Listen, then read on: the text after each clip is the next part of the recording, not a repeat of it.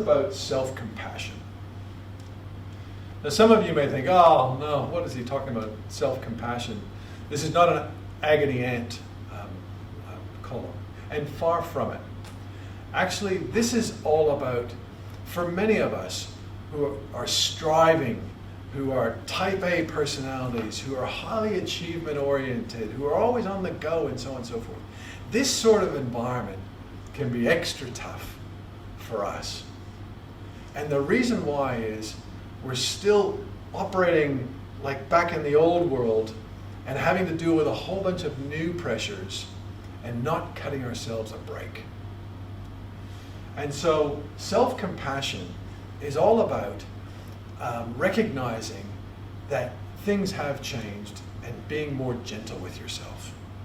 That will also help to reduce anxiety.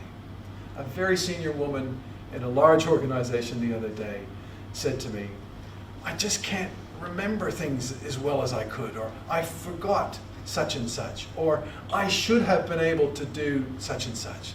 This idea about I should be able to, I ought, if you will, this is this holding one to this really high personal standard that we have. But this woman had completely forgot that she'd been working essentially 14 hours a day for the better part of 3 weeks, and she was darn near exhausted. It's no wonder that she was forgetting the odd little thing, etc., etc. She was not as sharp as she normally is because she is working in a way that is not sustainable. It was the ultimate example of well-being. The psychology was out because she was burning out, and the physical self was burning out because she hadn't recuperated well enough.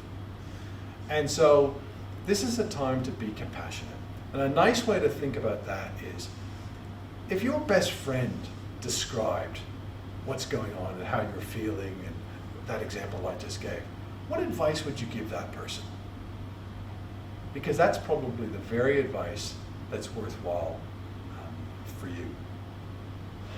So think about someone that you love and how the advice that you might give that person and how that might apply to you.